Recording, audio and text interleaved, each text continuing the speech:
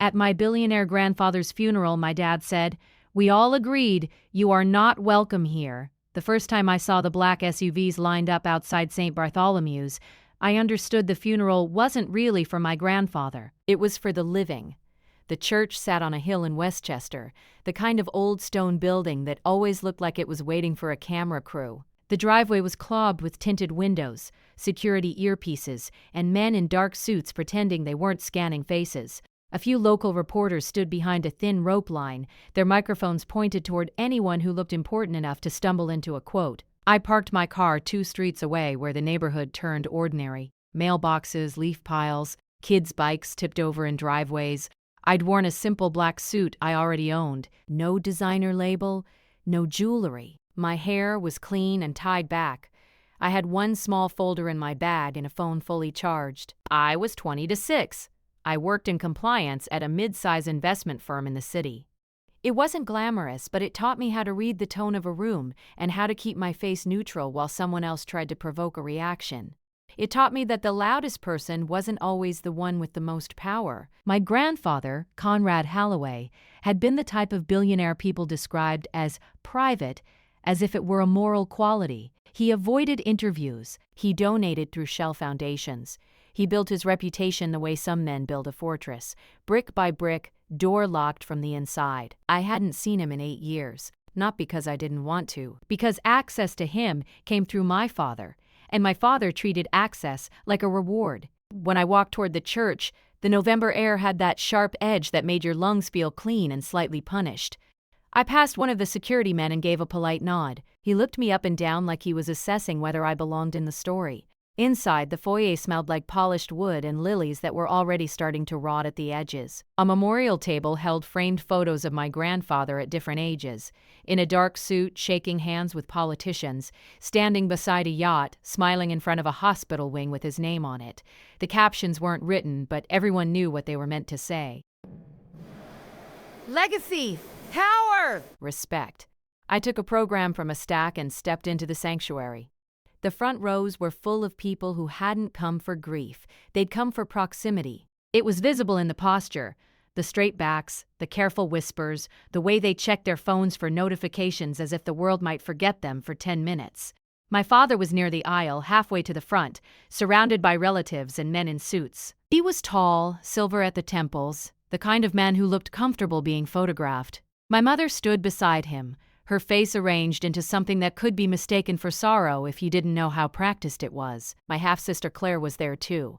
She wore a black dress that looked expensive without looking flashy, and she hugged people with the easy confidence of someone who had never been asked to justify her presence. I didn't go to them right away. I found a seat toward the back, close enough to see, far enough to leave if I needed to. I put my bag on the floor and rested my hands in my lap.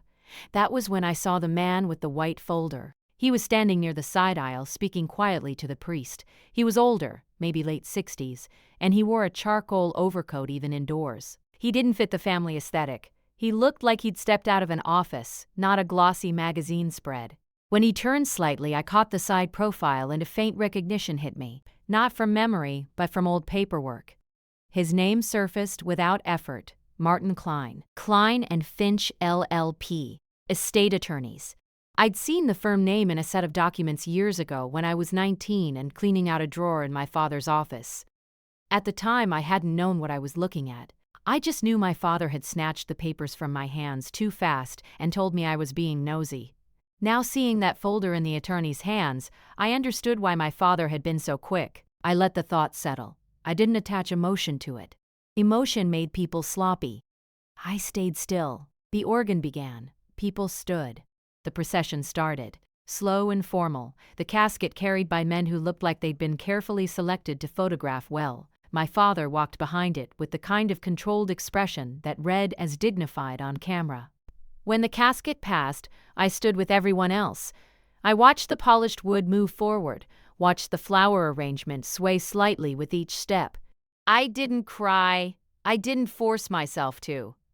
I hadn't been allowed the kind of relationship that made crying possible. I'd spent years receiving news about my grandfather through headlines and family gossip, like he was a distant executive rather than a person whose blood ran through me. When everyone sat again, The priest spoke about service, about impact, about the blessing of a long life. He mentioned Conrad's philanthropy, his commitment to family, his deep sense of duty. The words sat in the air like expensive cologne, designed to cover something. I listened carefully anyway. When it was time for family to stand for the final prayer, my father glanced back. His eyes swept across the pews, not looking for comfort, but for inventory. He saw me. His expression didn't change much, but his jaw tightened in a way I recognized. The look wasn't surprised, it was irritation, like a piece of furniture had been moved without permission. As soon as the service ended and people began to file out, I stayed seated until the aisle cleared. I didn't rush. Rushing would have told everyone I was desperate to belong. When I stood, I moved with the same pace I used at work when someone was trying to bait me into a mistake. Outside, the crowd loosened into clusters. The important people drifted toward each other, exchanging soft compliments. A few reporters tried to catch faces leaving the church. Security guided the family toward the hearse and the line of black cars. I stepped down the stone stairs and waited at the bottom, near the edge of the walkway, not blocking anyone, not hiding either. My father saw me before I reached him. He adjusted his coat and broke away from a handshake. He came toward me with my mother at his side and Claire a half step behind, smiling faintly like she'd just watched something entertaining. "Eva," my father said, as if he were saying the name for the benefit of the people listening. His tone was flat, controlled. "Public! Dad!" I replied. I didn't add anything else. There was a pause. A few heads nearby tilted slightly, the way people do when they sense something that might become a scene. My father looked over my shoulder at the cars, then back at me. He lowered his voice just enough to sound private, but not enough to truly be private. "We all agreed," he said. "You are not welcome here." He didn't say, "I don't want you here." He said, "We all agreed." It was the kind of sentence built to make a person feel outnumbered, even when they were standing alone. Claire's smile sharpened. My mother looked at the ground, performing discomfort without actually stepping in. I held my father's gaze. I didn't blink too fast. I didn't inhale sharply. I kept my face neutral, like I was hearing a policy explanation. "Okay," I said. It was a small word, but it was enough to make him blink. He had expected protest, tears, anger, something he could point to later as evidence that I was unstable. I gave him none of that. He recovered quickly. "This isn't the time," he added, because he needed the moral high ground too. "I understand," I said. Behind him, someone called his name, one of his business acquaintances, smiling too widely. My father turned half a degree, pulled by the gravitational force of attention. Before he could pivot away completely, I asked calmly, "Is Martin Klein still handling the estate?" My father's eyes snapped back to mine. The change was immediate. Not dramatic, but visible if you knew how to read people. His pupils tightened slightly. His mouth opened, then closed. Claire's smile faltered for the first time. My father lowered his voice further. "Why would you ask that?" "I just wanted to confirm," I said. My tone stayed even. I saw him inside. "You shouldn't be looking at lawyers," he said, a little too sharply. Then he softened it, smoothing the edges for the audience. "This is complicated. You're not involved." "Not involved!" That had been the theme of my life. My father leaned closer, his expression pleasant to anyone watching. "Go home, Ava. Don't embarrass yourself." It wasn't a threat. It was worse. It was an instruction disguised as concern. I nodded once. "All right." I stepped back, giving him space the way you do when you're ending a conversation on purpose. Claire leaned in toward my father, murmuring something I couldn't hear. My mother finally looked up, her eyes meeting mine for half a second before she looked away again. My father turned from me and walked toward the waiting cars, already smiling, already reassembling his public face. I stood there as they left, the family moving like a single unit that had been trained for this kind of exit. Then I reached into my bag and touched the edge of my folder, not opening it, just confirming it was still there. It contained 3 things: a printed email chain from 2 years ago that I'd never replied to, a scanned copy of a document I'd requested quietly from a county records office, and a small timeline I'd written for myself with dates and names. None of it was proof yet. Not enough. But standing on the church steps with my father's words still hanging in the air, I understood something with a clarity that felt almost clinical.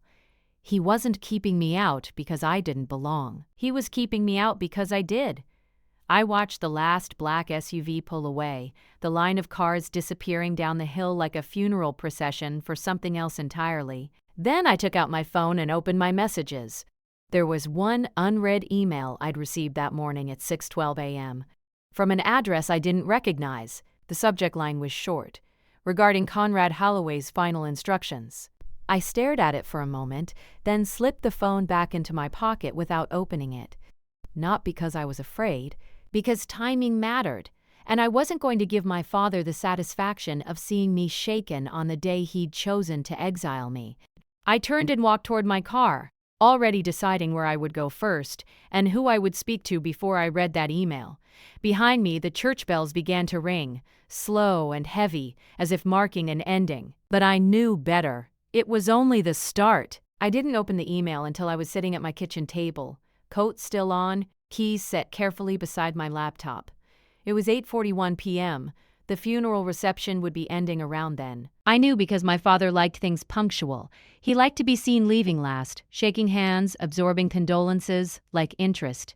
I poured a glass of water, not because I needed it, but because routine kept my hands steady. Then I opened the email. Miss Nurksearch Computer Test Acts, Holloway. My name is Martin Klein. I served as counsel to your grandfather Conrad Holloway for 23 years, per Mr. Holloway's written instructions. I am reaching out to you directly following today's services. There are matters related to his estate that require your acknowledgement. Please confirm receipt and advise when you are available to meet. Martin Klein, Esquire. No condolences.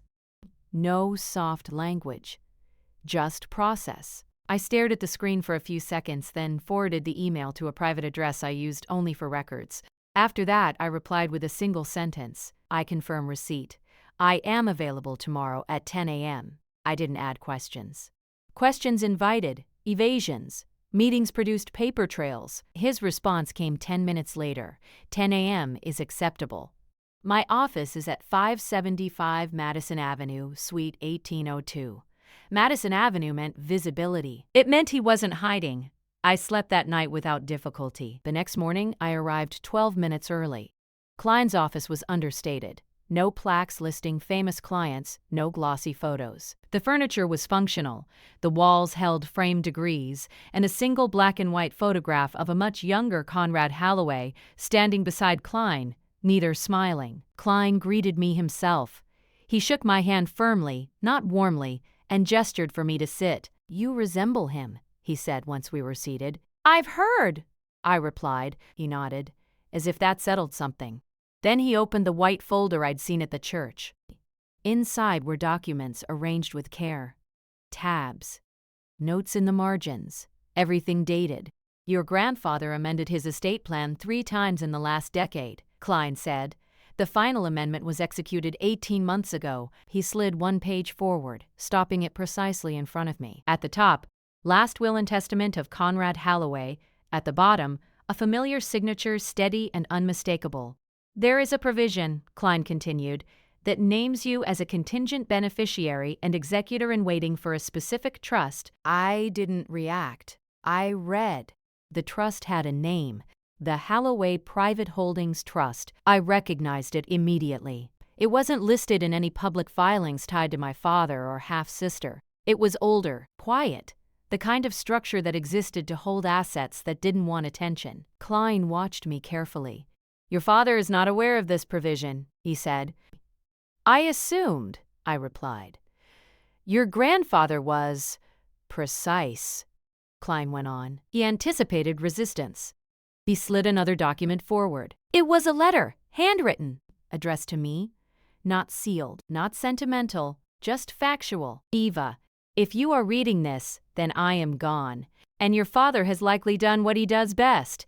You were excluded for convenience, not for cause. I did not intervene because I needed to see who you would become without protection. You did not disappoint. I am leaving you oversight authority, not control. Do not rush. Observe first. CH. I folded the letter once and set it aside. What does oversight authority mean specifically? I asked. Klein's mouth tightened slightly. Not in concern. In approval. It means, he said, that you have the right to audit, review, and, if necessary, freeze distributions from the trust under certain conditions. Conditions like misconduct, conditions like misrepresentation, self-dealing, or breach of fiduciary duty, he replied. In other words, receipts mattered. The trust currently distributes funds quarterly, Klein continued, to entities controlled by your father. Controlled, I repeated. Yes. Not owned. Correct, I nodded slowly. And my role? Dormant, he said. Unless activated. By me? By evidence, he corrected. I smiled faintly at that.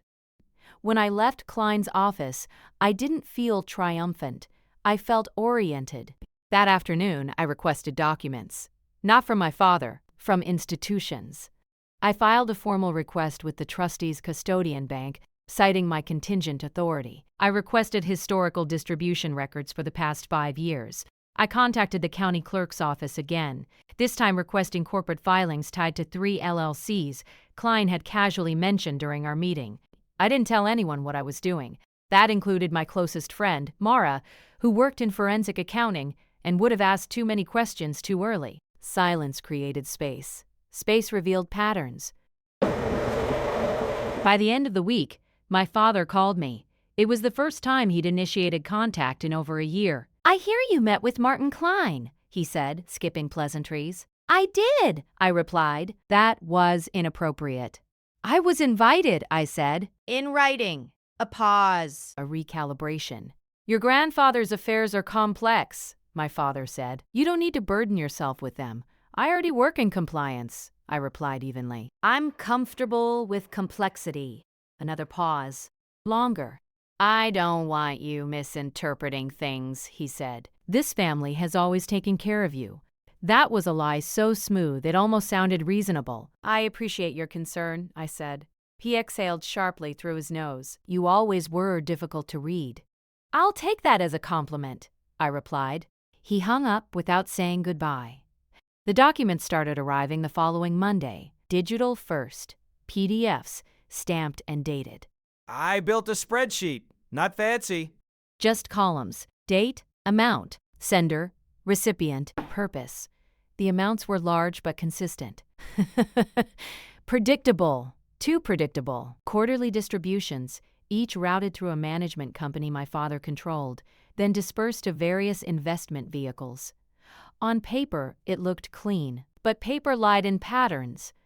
I cross-referenced the LLCs with public filings. 2 of them shared a registered address with my father's private office.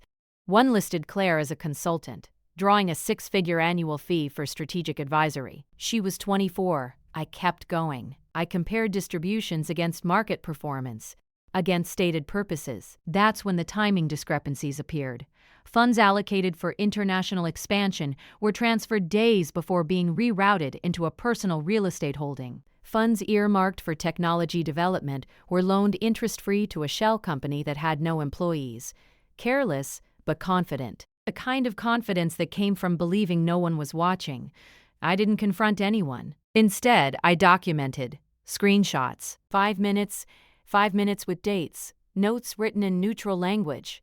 Then, 2 weeks later, my father made a mistake. He sent an email, not to me, but to a distribution list he assumed I wasn't on. The subject line read, Q4 adjustments. Keep internal. Someone had failed to remove my old alias address from the list. I opened the email slowly. Inside was a directive. My father instructing his CFO to accelerate a trust distribution before year-end audits and to classify it under an existing line item to avoid unnecessary review. There were replies, casual, agreeable, jokes about bureaucracy. One line stood out. Eva won't be an issue. She's out of the picture. I saved the email. Then I exported the entire thread. Then I forwarded it to Klein. His response came the next morning. This is significant. Do not act yet. That was all he wrote. At the end of the month, Claire posted photos from a private island retreat. The caption thanked family leadership for making it possible.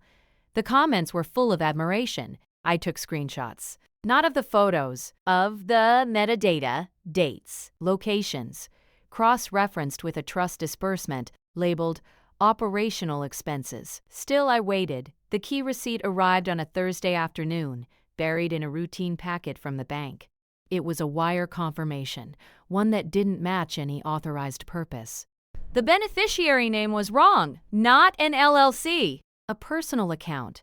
My father's. The amount, $3.2 million. The memo line, bridge, temporary. Temporary was not a category recognized by fiduciary law. I leaned back in my chair and closed my eyes, not in relief, but in focus. Because this wasn't just mismanagement, it was theft. And my father had unknowingly done one thing he'd always warned me never to do. He'd left a clean, dated, indisputable trail. I picked up my phone and typed a message to Martin Klein. "I have something you need to see. It's definitive." His reply came less than a minute later. "Then it's time to prepare." I looked at the calendar on my wall. The Trust's annual family briefing was scheduled in 6 weeks. Public. Formal. Recorded. I marked the date in black ink. And for the first time since the funeral, I allowed myself a small, controlled breath. Not because I was angry, but because the waiting phase was over and the exposure phase was coming next. The invitation arrived 3 weeks before the briefing. Cream cardstock, embossed lettering. My father's preferred stationery, subtle enough to imply taste, expensive enough to signal authority. Holloway Private Holdings Trust. Annual family briefing attendance required. No greeting, no signature. Just instructions. The location was the Holloway Conference Center in Midtown, a glass and steel building with my grandfather's name etched into the stone facade. The briefing had always been a closed-door event, limited to family members, senior executives, auditors, and one rotating guest speaker meant to reinforce the appearance of transparency. This year's speaker was listed as independent governance consultant. My father had arranged it himself. I knew because he liked controlled optics. He liked to look as though he welcomed scrutiny. Klein and I met the following morning. He didn't congratulate me. He didn't praise the receipts. He laid out process. "The briefing is recorded," he said. "Audio and video. Transcripts are generated within 48 hours. "Who controls access?" I asked. "The trust," he replied. "Which means, under the amendment. So do you, conditionally?" "Condition met," I said. Yes, he agreed, but we don't reveal that yet. I nodded. "Your father believes this meeting reinforces his authority," Klein continued. "He will speak freely." "That's already happening," I said. Klein slid a thin folder across the table. Inside were affidavits. One from the custodian bank, one from an external auditor who had flagged irregularities but been overridden, one from a junior accountant who had resigned quietly 6 months earlier. "Witnesses." "I didn't contact them," I said. "No," Klein replied. "They contacted me after your inquiry reached the bank. Pressure worked both ways." Over the next 2 weeks, I did nothing visible. I went to work. I answered emails. I met deadlines. I let my father believe his version of events was stable. He tested that belief once. He invited me to lunch. It was framed as reconciliation. It took place at a restaurant near his office, the kind with soundproof booths and discreet staff. "You've been distant," he said once we were seated. "I've been busy," I replied. "With what?" "Life," I said. He smiled, but it didn't reach his eyes. "You could be doing more. With us." "With what specifically?" I asked. He waved a hand. "You know, the family, the future." "I thought we'd agreed I wasn't welcome," I said calmly. He leaned back, studying me. "Things change. They usually do," I agreed. He ordered for both of us without asking. It was an old habit. "I worry you misunderstand your position," he said. "Your grandfather left things complicated, but I've been handling it." "So I've seen," I said. There it was, a flicker. "Seen what?" he asked. "Enough," I replied. He watched me carefully. "You don't need to prove anything. You've always been observant." That was the closest he'd come to acknowledging the truth. I didn't respond. When lunch ended, he touched my arm lightly. "Be careful," he said, like advice. I nodded once and walked away. The day of the briefing arrived, cold and bright. The conference center lobby buzzed with controlled energy. Security checked names. Assistants moved with tablets in hand. Cameras were positioned at precise angles. I arrived on time, not early. Not late. Several heads turned when I walked in. I registered the looks without reacting. Claire was near the front, speaking animatedly to a man I recognized from the consultant's website. My mother sat beside her, posture perfect. My father stood at the podium, reviewing notes. He looked confident. That was the danger of believing your narrative too long. The meeting began exactly at 9 a.m. Opening remarks. Financial summaries, slides with clean graphs and reassuring language. I listened. I took notes. My father spoke about stewardship and discipline. He joked lightly about the myth of hidden money, drawing a few polite laughs. Then came the consultant segment. Governance, best practices, accountability. My father nodded along. Finally, the floor opened for questions. There was a pause. No one liked being first. I raised my hand. A subtle shift moved through the room. My father hesitated, then gestured. Yes, Eva, not my daughter, just my name. I have a question regarding Q3 and Q4 distributions, I said. Of course, he replied smoothly. Happy to clarify. I stood. Not to challenge him physically, but to be heard clearly. I reviewed the distribution classified under operational expenses on September 28th. I continued. Specifically the $3.2 million wire.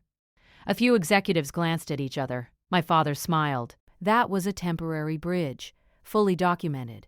I couldn't find the authorization memo, I said, or the repayment schedule.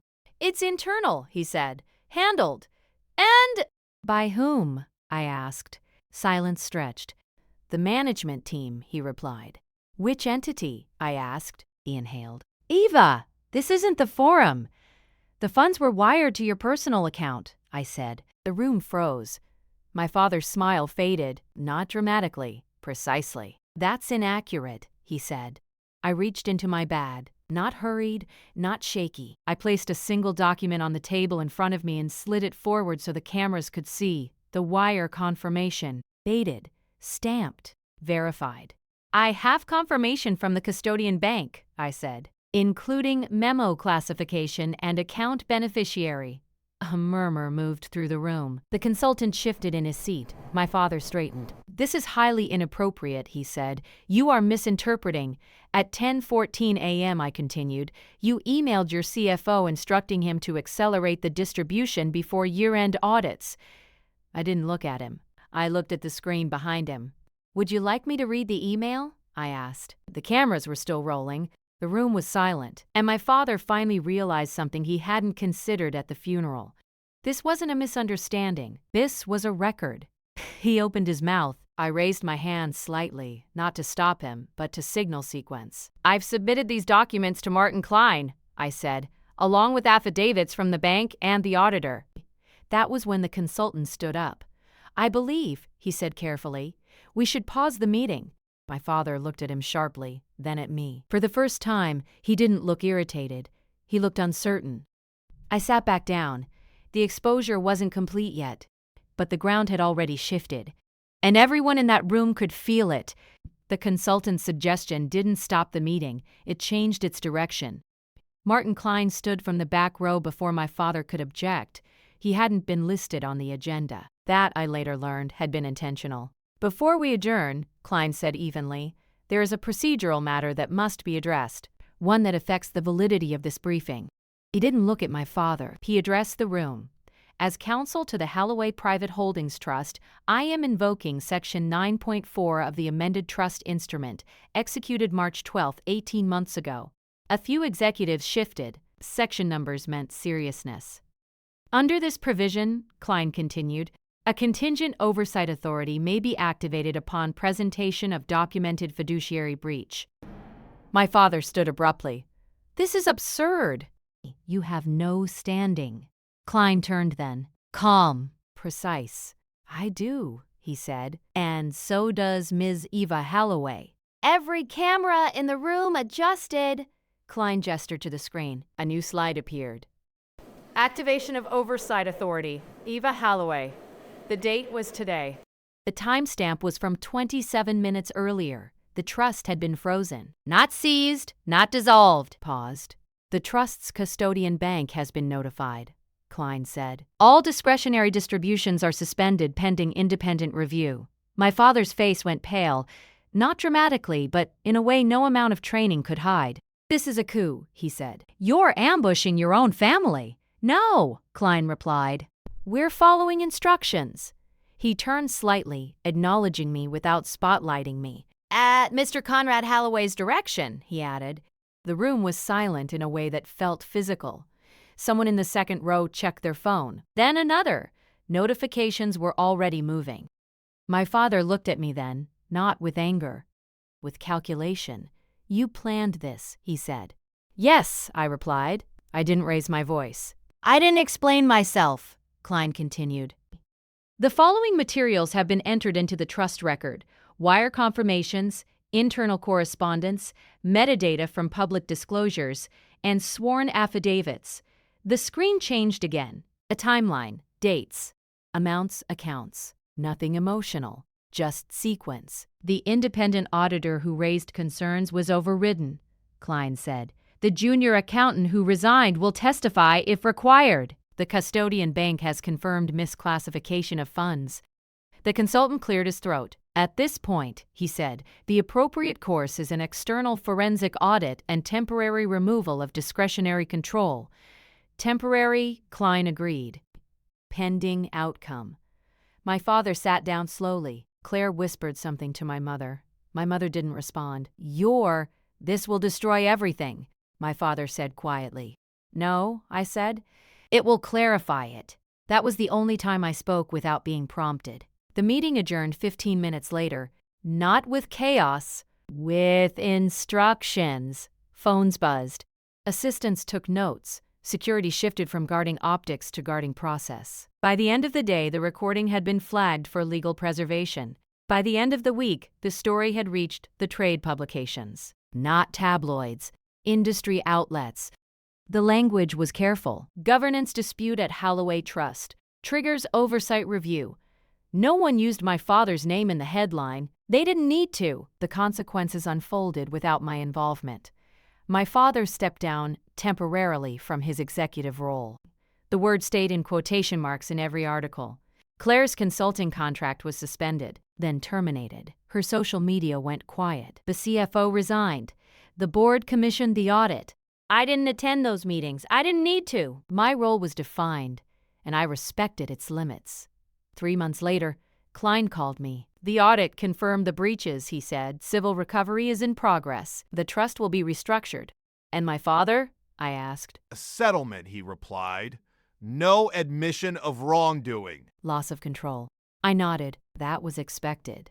What happens next? I asked. You remain in oversight, he said, or you step away. I considered it. Then I asked for one condition, that my name be removed from all public-facing trust materials once the restructuring was complete. That's unusual, Klein said. So is this family, I replied. He agreed. I saw my father once more, not in court, not at a hearing, at a cafe near my apartment. He looked older, not frail, just unbuffered. I underestimated you, he said. I know, I replied. You could have taken more, he said. You didn't. I took what was assigned, I said. He studied me for a long moment. You're not welcome at the house anymore. I smiled faintly. That was already true. We stood. He hesitated, then nodded once. That was our ending. I moved shortly after. New apartment. New routines. I kept my job. I added a line to my resume I didn't plan to elaborate on. Independent oversight consultant. Private trusts the letter from my grandfather. Sits in a drawer. I don't reread it often. I didn't win. I didn't lose. I did what I was meant to do. I learned the difference between belonging and access, and I learned that silence, when paired with preparation, doesn't erase you, it positions you. Quietly,